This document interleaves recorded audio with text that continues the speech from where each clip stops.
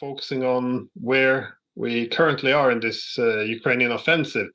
And you have a new article out with the title Bound to Lose, which is, of course, revealing, in which you argue that the big counteroffensive that we were arming the Ukrainians for was destined to fail. I was hoping you could elaborate and explain.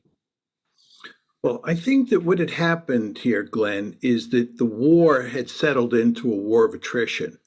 And in a war of attrition, the Ukrainians were guaranteed to lose. The Russians are just much too powerful in terms of the balance of manpower and the balance of military equipment, especially artillery, for the Ukrainians to win over the long term.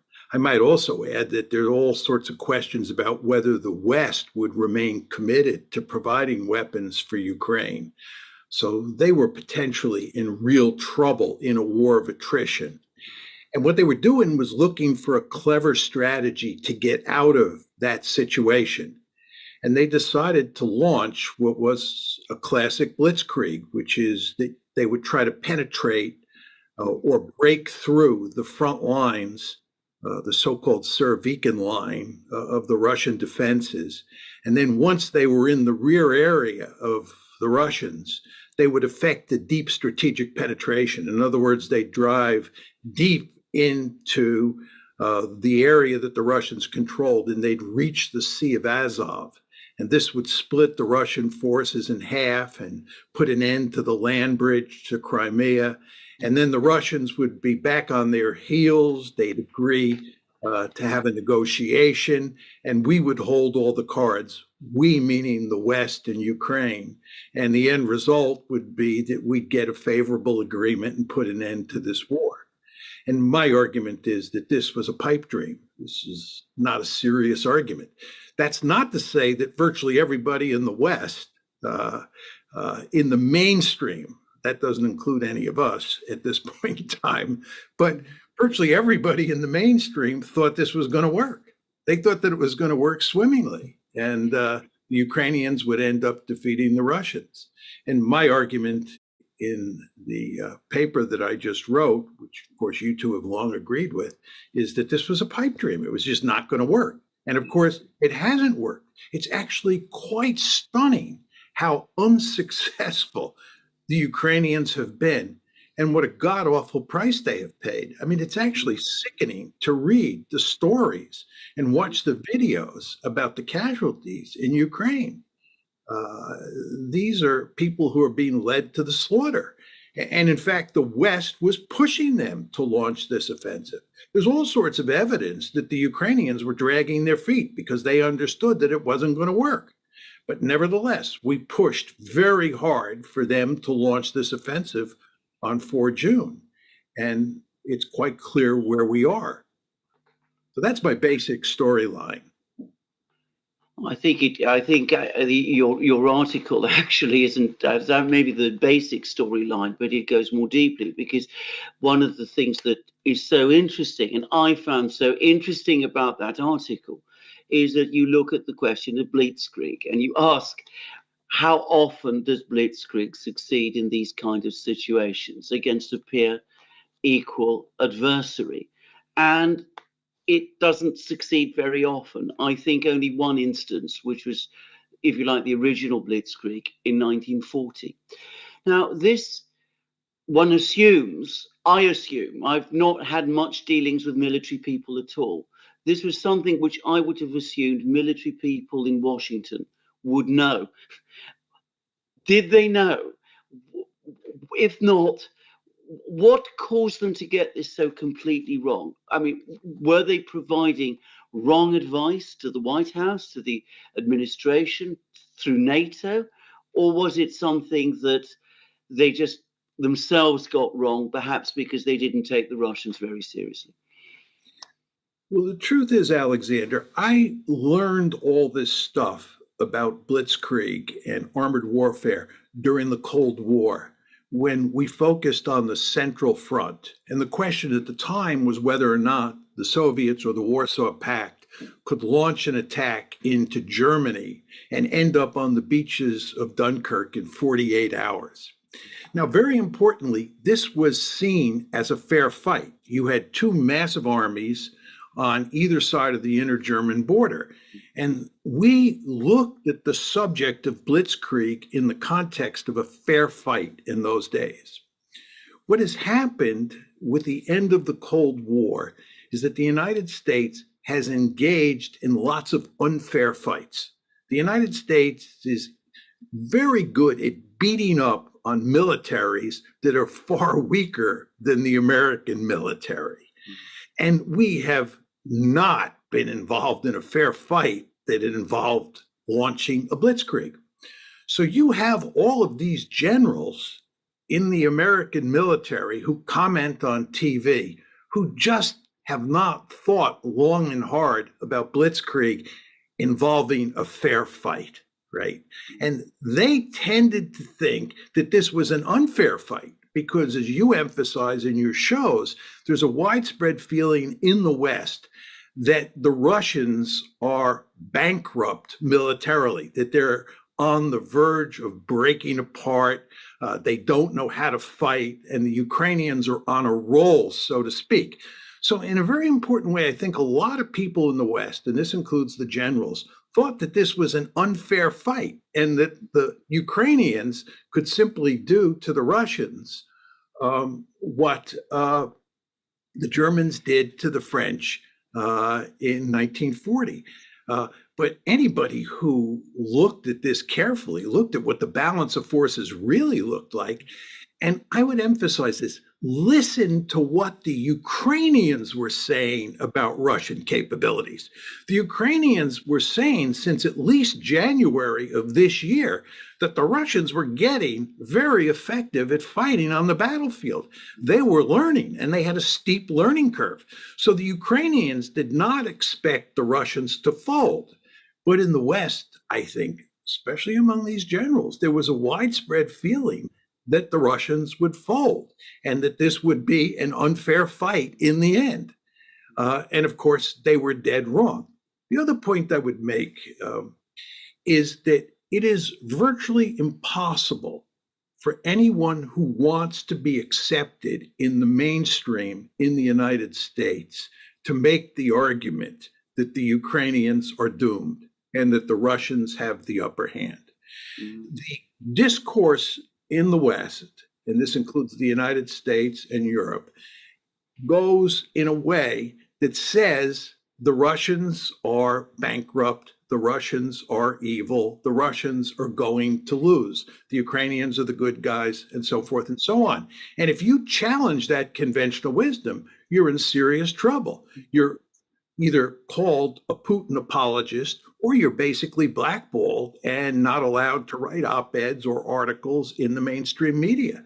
And it's very effective. So if you're a general officer or you're a pundit or you're a strategist and you want to comment on what Ukraine's likelihood is of winning against the Russians, you better say that the Ukrainians are going to win. And if you say the Ukrainians are doomed, you're going to be in a lot of trouble. And that incentive structure, I think, explains a lot of what is going on here. I wanted to ask, do you think also we to some extent began to believe some of our own information warfare or propaganda? Because I think many people wanted to repeat what was done in Kherson and Kharkov, but because in our media, it's portrayed as being this great big battles and huge victories for Ukraine. But again, if we look at it, I guess, the Battle of Kherson was, the Russian had to pull back because they feared that all the rear was vulnerable, that the Ukrainians could take out the dam or the bridges, so they wouldn't be able to retreat. And we had the same force structure of the Russians in Kharkov when they were very, they didn't have that many troops back then in the middle of 2022. So they had very limited ability to defend such a huge territory. So they also did what you can call a tactical withdrawal. But again, in our media, it was, a great battle victory. It proved, that one side was competent, the other one was a failure. And but of course, the military has changed. We're not fighting Russia of the summer of 2022. We're fighting in September of 2023. How do you see the Russian capabilities and their intention having changed over the past year? Well, two quick points. One is, I think we misread what happened. We, meaning the West, the mainstream media, misread what happened in Kharkiv and in Kherson, as you described it. And if you looked carefully at what happened, these were not great Ukrainian victories. In fact, if you go to Kherson, as both of you know very well, before the Russians withdrew, they really hammered the Ukrainians. The Ukrainians suffered enormous casualties on the west bank of Kherson, on the west bank of the Dnieper in Kherson, before the Russians evacuated. The Russians were not pushed out, right? And you see a similar situation in Kharkiv. So these were not great victories that, presaged what was going to happen in the counteroffensive. The counteroffensive, the situation that the Ukrainians were facing in the counteroffensive was fundamentally different than the situation they faced in those two big campaigns in 2022. And people just misread this. But look, here's what happened. First of all, the Russians learned. And this is a lot like World War II. If you look at the Red Army in July of 1941, it does not look very competent. And indeed, it is not very competent. But if you look at the Red Army in July of 1944, it's a fundamentally different army. It is much more competent. And we all know how that war started out and how it ended. So the Russians had a steep learning curve. And this is not peculiar to the Russian army. All armies start off rusty and then they improve as the war goes on. Just look at what happened to the American army in World War II. We performed horribly in North Africa when we first landed there. The Battle of Kasserine Pass, it was a disaster. But slowly but steadily we learned. And by the time, we had to break out at Saint-Lô in the summer of 1944, we were a quite competent army. So the Russians were going to get better, period. And again, the Ukrainians were telling us that was happening. That's point number one. Point number two is that the Russians mobilized lots of forces. And now they have lots of people who are enlisting in the army. And this is a growing army. It's getting bigger and bigger. It's suffering much less casualties than the Ukrainians. And the end result of this is that the Russian army has gotten much more formidable relative to the Ukrainian army over time. And this, from a Ukrainian point of view, this situation only gets worse because the Russian army is going to get bigger and bigger. The Ukrainian army has been badly damaged. It's really quite amazing the casualties they've suffered, not only in terms of manpower, but in terms of weaponry as well. So this is, I think, basically what's happened here. I mean, the Russians have clearly been on a massive learning curve. The question is, what about us? Are we going through a learning curve ourselves? I mean, we've supported Ukraine. We pushed Ukraine into this offensive. The offensive is not turning out well. Are we learning any lessons from it here in the West? Are we starting to absorb some of the military lessons, but perhaps more importantly, some of the political lessons? I say that because I read all the time in the media arguments about tactics, about the fact that Ukraine needs to change its tactics, go on to combined arms tactics. I've never really understood much of this, not having any sort of military background, but it doesn't seem to me that this offers any sort of solution.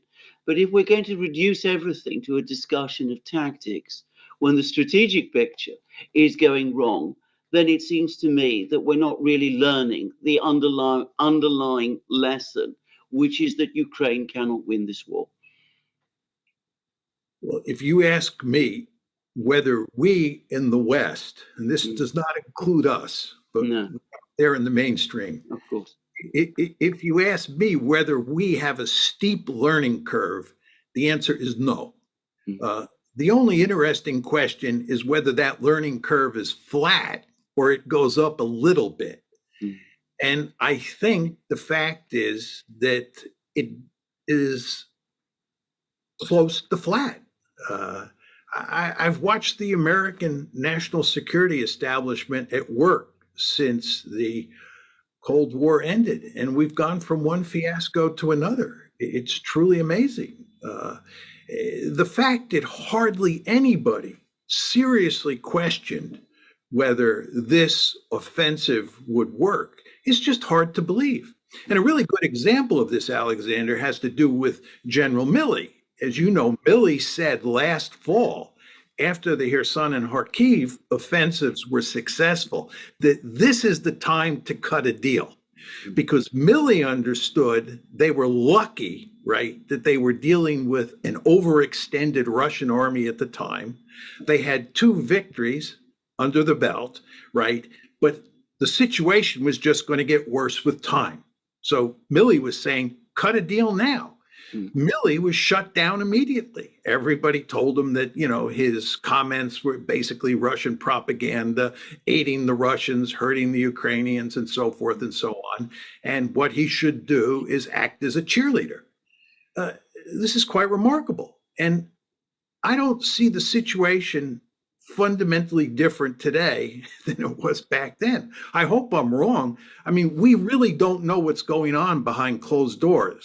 I mean, we can hypothesize what the battles look like, and we can make plausible arguments, but exactly how many people are acting in a commonsensical way is hard to say at this point. And I would note, by the way, it's certainly not going to include Biden, Jake Sullivan, and Tony Blinken. I mean, I think all 3 of them are basically hopeless on this front. But maybe someone like Bill Burns is speaking truth to power here. But who knows? Yeah, I was curious because this, I guess one of the strengths of the West was supposed to be our openness, the ability of military leaders, academics, journalists to ask critical questions to get the best policies possible. And I guess it's been one of the problems that we either have, either be a cheerleader in your words or effectively be pushed aside and have your articles scraped from the internet. I saw this interesting interview by former President Nicolas Sarkozy, where he kind of hinted towards this because he argued that there was a key mistake for the West to bet everything on defeating Russia in this offensive, simply saying we didn't have any plan B. If it doesn't work, no one even wanted to discuss the prospect of negotiating with the Russians. Again, this was what happened to him. He was also labeled a Putinist for pointing out this key weakness. But it kind of takes me where to go from here, because obviously the Russians are building up a big, powerful force in the rear. The Ukrainians tend to be falling a bit apart, and also the West, we're having some war fatigue, and also our weapon storages are empty. So where do we go from here? Because the way I see it, either we have to escalate in the form of more powerful weapons, or striking deeper inside Russia, or entering the war directly, or we have to start talking to Russia. But again, after a year and a half of fighting, the possibilities which were in front of us in March and April of last year aren't really here anymore, I think. So it just seems Russia, Ukraine, they both see an existential threat. The West, we kind of gambled the entire liberal hegemonic order on this war. So what is the possibility of any political settlement coming out of this? Let me just make a couple points, and I won't answer all your questions, which are terrific. And then you guys can come back at me and offer your opinions, and we can talk more about the issues I don't address. But I want to start by just emphasizing that it's important to note that Sarkozy was at the infamous April 2008 Bucharest NATO summit, where the decision was made to bring Ukraine into NATO. And Sarkozy and Merkel, she was the German leader at the time, he was the French leader, of course, both of them were adamantly opposed to bringing Ukraine into NATO because both of them understood what would happen. Just very important to understand that. So Sarkozy he saw the light in the beginning, right? And of course, what's happened to him is that he's been, in effect, smeared for speaking in a commonsensical way, which is what happens. Now, a couple points about where do we go from here. First of all, it's very important to understand that the West has no way of winning this war. And Ukraine has no way of winning this war. There's no magic formula here. You know, people talk about combined arms this and combined arms that, maneuver warfare. Oh, let's give them F-16s and ATACMS, and those magical weapons will rescue the situation. This is all nonsense. There's no magical formula here that the West can apply. The interesting question to me is, what do you do if you're playing Russia's hand at this point in time? Right? If the West wants to negotiate, what are you willing to do? Do you accept the status quo on the ground, or a slightly altered version of the status quo, where you get all of Zaporizhia, all of the Donbass, and so forth and so on? That those areas are, you know, that those 4 oblasts that you now do not completely control. You get them, but that's it. That's the deal. And then you accept the fact that Ukraine may be part of NATO down the road, or that the relationship between NATO and Ukraine will remain intact. Is that a deal that you're willing to accept? I think the answer is no. I think if you're the Russians, you do not trust the West at all. You do not trust anything they say. And what you do is you try to get yourself into a position where you accept the fact that the tie, the link between NATO and Ukraine is not going to be broken. We're not going to walk away from this. And then the question is, how do you weaken Ukraine to where it's truly a dysfunctional rump state, and where your security, Russia's security, is maximized in the future? And I think from a Russian point of view, that means continuing the war. It means taking more territory. I think they want to take the 4 oblasts that are further to the west of the 4 oblasts that they've already annexed.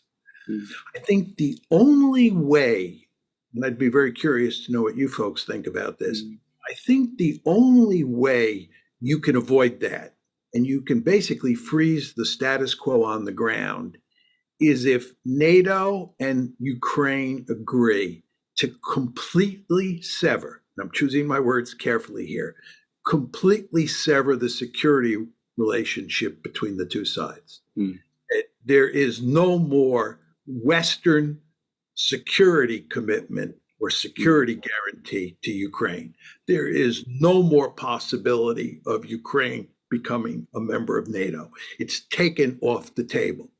I think if you can convince the Russians that that is going to happen, then you may be able to freeze the situation on the ground and get some sort of peace agreement.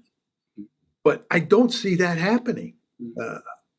And that's why I think the Russians are incentivized to continue taking more territory. As Alexander often says on his show, every time the West says they're doubling down on bringing Ukraine into NATO, that gives the Russians greater incentive to destroy Ukraine. It's kind of crazy, but that's where we are. So I'd be curious to know what you folks think about those comments. Very interesting comment. First of all, I think that the Russians probably, when I say the Russians, the Kremlin, Putin, the people around him, probably would be willing to begin a negotiation. I think that this isn't just because Putin is somebody who likes to negotiate, and he tends to see negotiation and diplomacy as an area where he's strong. But I think at some level, what he's concerned about, what he wants, is what the Russians want, is to assert an independent position in the world. They want Russia to be secure, but they also want it to be independent. They want it to be sovereign. So they don't want to cut themselves off completely from the West. If they can come to some kind of long-term, sustainable understanding with the West, then they would be open to a negotiation about Ukraine. But it would not just be about Ukraine. This is what I personally think. I think it would also have to extend, firstly, to the question of certainly no NATO membership for Ukraine. I think that is an absolute red line for the Russians. It has been ever since 2008. It has been that before 2008. Bill Burns said as much. But I think they will also want some guarantee that this whole situation won't repeat itself again in the future. And that means looking at the security arrangements in Europe.